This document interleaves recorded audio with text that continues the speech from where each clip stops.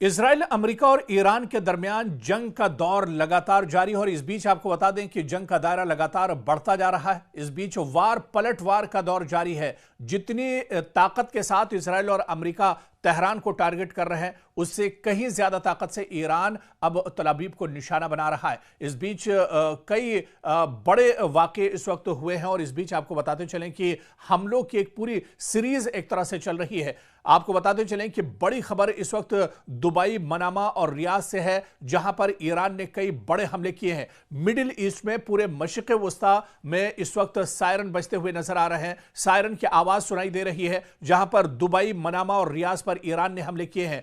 Iran ने बड़ा बयान इस बीच दिया है कि ईरान सरेंडर नहीं करेगा। आपको याद होगा कि अमेरिका के सदर डोनाल्ड ट्रंप ने बयान दिया था कि अमेरिका सरेंडर, ईरान सरेंडर कर दे और ईरान को एक तरह से हम बख्श देंगे। लेकिन इस बीच ईरान के लीडरशिप की तरफ से यह बड़ा बयान आया है। ईरान ने कहा है कि ईरान सरेंडर नहीं करेगा। और इस बीच आपको बता दें कि ईरान ने आगे यह भी कहा है कि या तो ये जंग हम जीतेंगे या हम शहीद हो जाएंगे। यह दरअसल बड़ा और बेबाक बयान ईरान की तरफ से आया है। ईरान ने कहा है कि या तो इस जंग में हम शहीद हो जाएंगे या फिर इस जंग में हम फतेह हासिल करेंगे। और इस बीच आपको बता दें कि इजराइल की मिसाइल फैक्ट्रियों पर भी ईरान ने बड़ा हमला किया है और यह शायद पहली बार है जब इजराइल के अंदर इजराइल की जो मिसाइल फैक्ट्रियां हैं, जो असलहे के गोदाम हैं, उन्हें ईरान ने निशाना बनाया है। और इस हमले के बाद इजराइल को बहुत बड़ा झटका लगा है।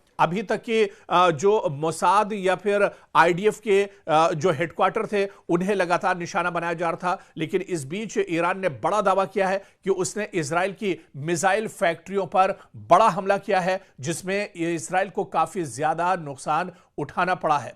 इस बीच एक और बहुत बड़ी खबर आ रही है। दरअसल ईरान ने अमेरिकी थार्ड को तबाह कर दिया है। जी हां, वो भी एक दो जगह नहीं, 3 जगहों पर अमेरिकी थार्ड को ईरान ने नुकसान पहुंचाया है। आपको बताते चलें कि ईरानी फौज ने अमेरिका के मिसाइल दिफाई निजाम थार्ड को निशाना बनाया है, जिस पर अमेरिका को बहुत ज्यादा नाज था, जिस पर इजराइल को बहुत ज्यादा घमंड था। मुत्तहिदा अरब अमारात, उर्दन और कतर में वाक़ अमेरिकी रडार सिस्टम को निशाना बनाया गया है। सैटेलाइट तस्वीरों में वाज़ेह तौर पर इन तीनों ममालिक में ईरानी हमलों के नतीजे में होने वाली तबाही को दिखाया गया है। अब अमेरिकी हुकूमत के इस बयान का मफहूम वाज़ेह होता जा रहा है कि ईरान जंग खींचने वाली है, यानी ईरान की जंग अभी कुछ दिन और चल सकती है। क्योंकि जब यह जंग शुरू हुई थी, उस वक्त डोनाल्ड ट्रंप ने कहा था कि सिर्फ 1 हफ्ते या 10 दिन तक यह जंग चलेगी। लेकिन आप देख लीजिए कि 1 हफ्ता गुजर चुका है, लेकिन इजराइल और अमेरिका अभी तक ईरान को पूरी तरह से इस जंग में भेद नहीं पाए हैं। बल्कि जितनी ताकत के साथ इजराइल और अमेरिका की तरफ से ईरान पर हमले हो रहे हैं, उससे कहीं मजबूती और ताकत के साथ हमला ईरान की तरफ से लगातार इजराइल पर किया जा रहा है। पूरे इजराइल में दरअसल हाहाकार मची हुई है। पूरे इजराइल में अफरा तफरी का माहौल है। लोग डरे हुए हैं। बहुत से खानदान और फैमिलियां तो ऐसी हैं जो जेर जमीन एक तरह से पनाह लिए हुए हैं। लगातार पूरे मशरिक़ वस्ता की बात करें या सिर्फ इजराइल की बात करें, लगातार पूरे इजराइल में जो सायरन है वो बज रहा है। सायरन की आवाज यहां पर रुक नहीं रही है। काफी ज्यादा तबाही देखने को मिल रही है, क्योंकि लगातार ईरान की तरफ से ईरान के जो रॉकेट हैं, जो मिसाइल हैं, जो ड्रोन है, उनके जरिए से हमला किया जा रहा है। इस बीच इजराइल ने यह भी दावा किया है कि क्लस्टर मिसाइल से भी ईरान ने इजराइल को निशाना बनाया है। इस बीच आपको बताते चलें कि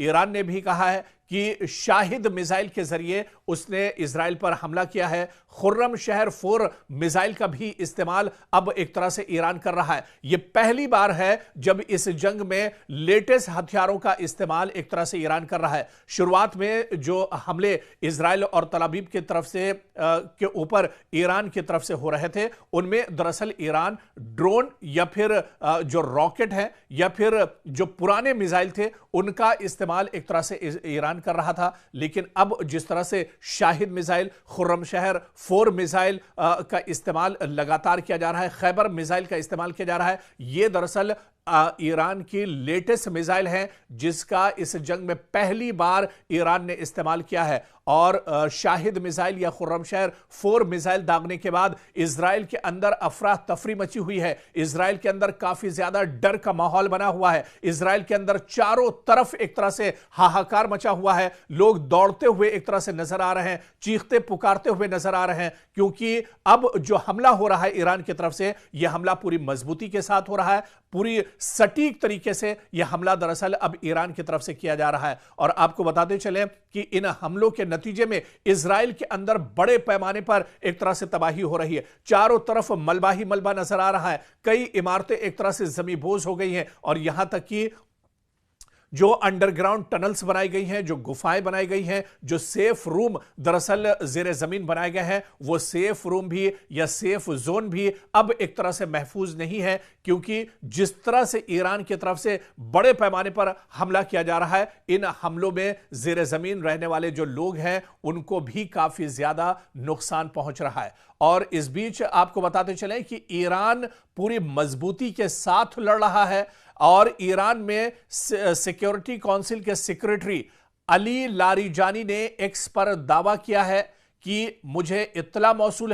हुई है कि मुताद्दिद अमरीकी फौजियों को ईरान की अफवाज ने कैदी बना लिया है। जी हां, यह बड़ा दावा दरअसल ईरान के बड़े लीडर अली लारिजानी की तरफ से एक्स पर बाकायदा उन्होंने लिखा है कि मुझे यह इत्तला मौसूल हुई है ईरान से कि मुताद्दिद अमरीकी जो फौजी हैं उनको ईरान की फौज ने कैदी बना लिया है और उन्हें एक तरह से यरगमाल बना लिया गया है। खुद अली लारिजानी ने एक्स पर यह बयान दिया है। और इस बीच वहीं पर ईरान के एक और बड़े leader foreign minister Abbas Araghchi के मुताबिक ईरान के इक़दामात में शिद्दत की जिम्मेदारी दरअसल अमेरिका पर आयद होगी। यानी जितनी शिद्दत के साथ ईरान पर हमला किया जाएगा उससे कहीं ज्यादा शिद्दत पर ईरान एक तरह से इजराइल और अमेरिका को यानी दुश्मन को जवाब देगा। और ऐसे में अब्बास अराक्ची ने साफ तौर पर अलल ऐलान यह बयान दिया है। उन्होंने कहा है कि अगर ईरान को और ज्यादा मजीद या सख्त कदम उठाने पर मजबूर किया गया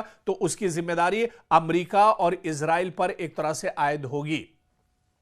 और इस बीच आप देखिए कि पूरे मशरिक़ वुस्ता में हमले रुक नहीं रहे हैं। पड़ोसी ममालिक पर दरअसल लगातार हमले हो रहे हैं, लेकिन ईरान ने एक बात यहां पर साफ कर दी है। ईरान ने कहा है कि पड़ोसी ममालिक पर हम हमले नहीं करेंगे जब तक कि वहां से कोई हमला नहीं किया जाता है। तो ईरान ने यह बात साफ कर दी है, क्योंकि ईरान ने पहले भी यह कहा था कि मशरिक़ वुस्ता में या मिडिल ईस्ट में जहां जहां पर ईरान ने हमला किया है, यह दरअसल जो मशरिक़ वुस्ता के ममालिक हैं, जो अरब ममालिक हैं, उन्हें टारगेट नहीं किया जा रहा है, बल्कि जहां पर अमेरिका की तंसीबात हैं, अमेरिका का साजो सामान है, अमेरिका की सिक्योरिटी फोर्सेस हैं, इजराइल के जो अलायंस फोर्सेस या उसके जो अलायंस ममालिक हैं, उन्हें दरअसल टारगेट किया जा रहा है। और इस बीच ईरान ने यह भी साफ कर दिया है, जब तक मशरिक़ वुस्ता का कोई मुल्क हमला ईरान पर नहीं करेगा तब तक ईरान भी कोई जवाबी कार्रवाई एक तरह से नहीं करेगा।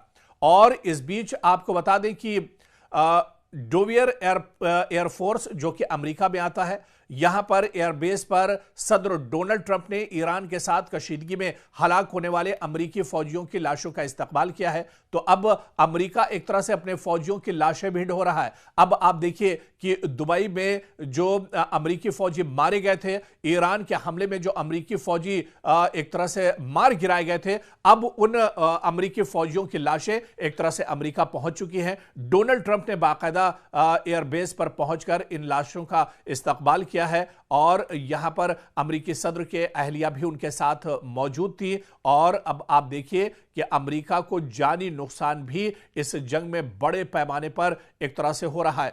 डोवियर एयरफोर्स बेस से मौसूल होने वाली तस्वीर में सदर डोनाल्ड ट्रंप को अमेरिकी परचम में लपटे ताबूतों को फौजी तैयारे से उतारते हुए फौजियों को सलाम पेश करते हुए देखा जा सकता है। तो अब अमेरिका अपने फौजियों की लाशें एक तरह से ढो रहा है। हालांकि इसकी उम्मीद अमेरिका को बिल्कुल नहीं थी और अमेरिका ये मानकर चल रहा था कि हम जैसे ही जंग शुरू करेंगे ईरान एक तरह से हथियार डाल देगा, लेकिन ईरान ने यह साफ कहा है कि वो शहीद हो जाएंगे लेकिन दुश्मन को पीठ दिखाकर या हथियार डालकर नहीं भागेंगे।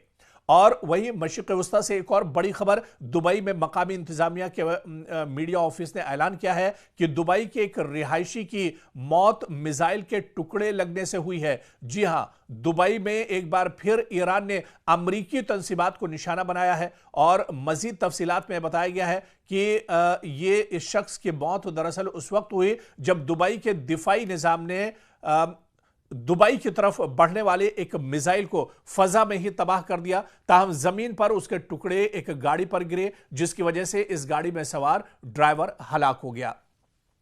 तो ईरान लगातार जहां जहां मशरिक़ वस्ता में अमरीकी तंसीबात हैं उन्हें निशाना बना रहा है। दुबई में यह लेटेस्ट हमला है जो ईरान की तरफ से किया गया है। और इस बीच सऊदी अरब से भी खबर है। सऊदी अरब की वजारत दिफा की जानिब से एक ऐलान में यह दावा किया गया है कि अल खुर्ज के करीब वाक़ शहजादा सुल्तान एयरबेस की जानिब एक बैलिस्टिक मिसाइल दागा गया। ताहम यह मिसाइल एक गैर आबाद इलाके में गिरा, जिसकी वजह से एयरबेस को कोई नुकसान नहीं पहुंचा है। तो अब इस पूरी जंग की धमक एक तरह से सऊदी अरब तक भी पहुंची है। सऊदी अरब में भी जहां जहां अमरीकी तंसीबात, अमरीका के एयरबेस है, उसे लगातार ईरान नुकसान पहुंचा रहा है। और वहीं बहरीन में अमरीकी फौजी अड्डे को मिसाइलों के जरिए ईरान ने निशाना बनाया है। ईरानी फौज का दावा है कि ईरान में पासदाराने इनकलाब की जानिब से जारी बयान में कहा गया है कि उन्होंने बहरीन में वाक़े एक अमरीकी फौजी अड्डे को मिसाइलों की मदद से निशाना बनाया है। तो बहरीन में भी लगातार जहां पर अमरीकी तंसीबात हैं, अमरीकी अड्डे हैं,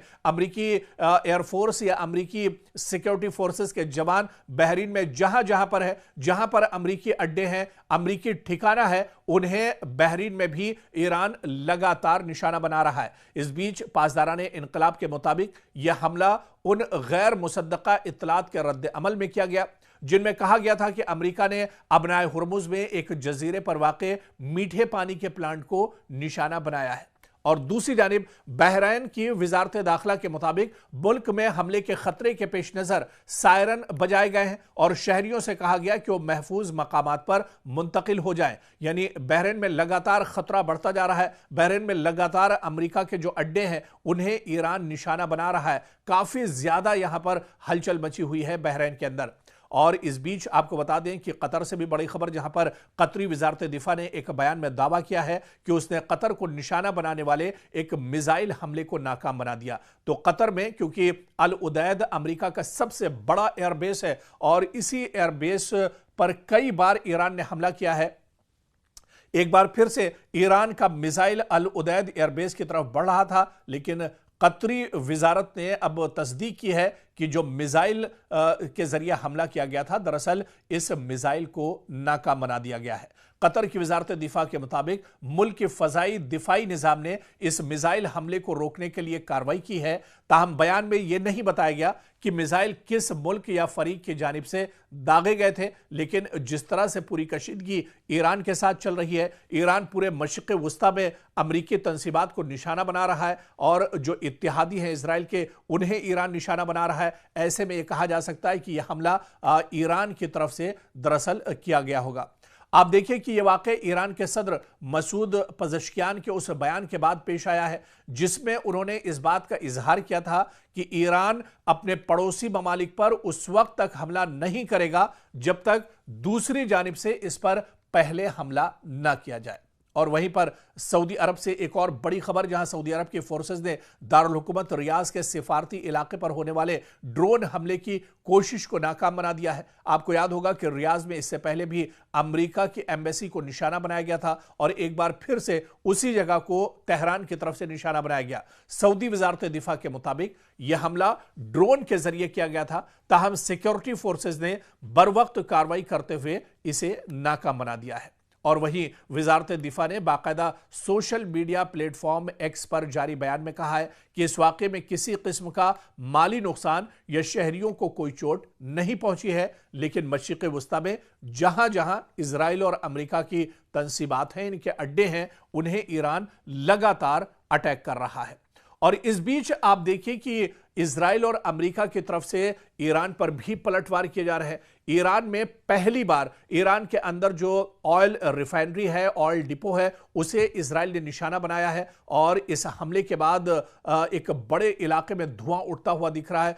एक बड़े इलाके में भयानक आग चारों तरफ एक तरह से दिख रही है और यह शायद पहली बार है जब इजराइल या अमेरिका की तरफ से ईरान के अंदर ऑयल रिफाइनरी को नुकसान पहुंचाया गया है, क्योंकि ये इस वजह से भी जो एक्सपर्ट और माहिरीन बताते हैं कि ऑयल रिफाइनरी पर हमला करना मतलब अमेरिका और इजराइल का अपने पांव पर ही कुल्हाड़ी मारना है, क्योंकि जब से अबनाए हुर्मुज को एक तरह से ईरान ने बंद किया है उसके बाद दुनिया में पेट्रोलियम और गैस की किल्लत एक तरह से महसूस की जा रही है। तो कहीं ना कहीं ये जो कदम है वो अमेरिका और इजराइल के खिलाफ एक तरह से देखा जा रहा है। और इस बीच कुवैत से भी बड़ी खबर आई है, जहां पर कुवैत ने उसके public institution for social security पर हमले की बात कबूली है और उसने कहा है कि इस सोशल सिक्योरिटी जो इंस्टीट्यूशन है इस पर भी हमला किया गया है। बयान के मुताबिक इस हमले के नतीजे में इदारे की मरकजी इमारत को काफी ज्यादा नुकसान पहुंचा है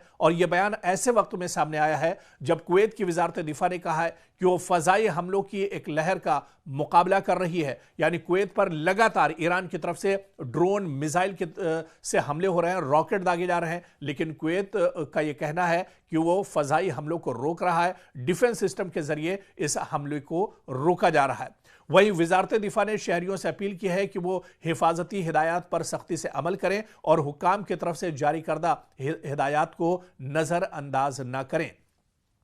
इस बीच एक और बहुत बड़ी खबर नॉर्वे से आ रही है। नॉर्वे की पुलिस के मुताबिक दारुल हुकूमत ओस्लो में अमरीकी सिफारत खाने के करीब एक जोरदार धमाके की आवाज सुनाई दी है। पुलिस ने एक बयान में कहा है कि फिलहाल यह वाजे नहीं हो सका कि धमाका किस वजह से हुआ या इसमें कौन मुलविस हो सकता है। बयान के मुताबिक पुलिस सिफारत खाने के साथ राब्ते में है और अब तक किसी शख्स के जख्मी होने की कोई इत्तला नहीं मिली है। हुक्काम का कहना है कि मजीद मालूमात सामने आने पर एक तरह से जानकारी साझा की जाएंगी। इधर इजरायली फौज का कहना है कि ईरान ने इजराइल की जानिब कई मिसाइल दागे हैं। रात के वक्त यह हमला किया गया है और इजराइल के फजाई दिफाई निजाम इन मिसाइलों को इंटरसेप्ट करने के लिए लगातार काम कर रहे हैं। फौज के बयान के मुताबिक हाल ही में ईरान से इजरायली इलाके की तरफ मिसाइल लॉन्च किए जाने की निशानदेही हुई है, जिसके बाद दिफाई निजाम को फौरी तौर पर फाल कर दिया गया ताकि इन हमलों को रोका जा सके। हुक्काम का कहना है कि फजाई दिफाई निजाम आने वाले मिसाइलों को तबाह करने की कोशिश कर रहा है और सूरत हाल की मुसलसल निगरानी की जा रही है। लेकिन इस बीच आपको बता दें कि भले ही इजराइल की तरफ से यह दावा किया जा रहा है कि उसका डिफेंस सिस्टम ईरान से आने वाले मिसाइल और ड्रोन को रोक रहा है, लेकिन इसके बावजूद इजराइल के अंदर काफी ज्यादा तबाही है और सबसे ज्यादा जो तबाही इजराइल के अंदर देखने को मिल रही है वो तल अबीब में काफी ज्यादा तबाही हुई है, हैफा शहर में काफी ज्यादा तबाही हुई है, यौमे बैत जो शहर है इजराइल का वहां पर काफी ज्यादा तबाही हुई है। बल्कि जो सबसे ज्यादा तबाही हुई है वो दरअसल एक तरह से देखिए तल अबीब में हुई है, जहां पर लोग अब अपने आप को महफूज नहीं कर रहे हैं। जो दावे इजराइल की तरफ से किए जा रहे थे, बिन्यामिन नेतन्याहू की तरफ से दावे किए जा रहे थे कि वो ईरान को मुंहतोड़ जवाब देंगे, वो ईरान के किसी भी हमले को एक तरह से नाकारा बना देंगे, तो एक हफ्ता गुजर चुका है और इस एक हफ्ते के बाद भी आप देखिए कि लगातार ईरान लगातार स्ट्राइक कर रहा है, ईरान लगातार मशरिक़ वुस्ता को निशाना बना रहा है, ईरान लगातार इजराइल पर हमले कर रहा है और इन हमलों का तोड़ या जवाब अमेरिका और इजराइल दोनों के पास अभी तक नहीं है।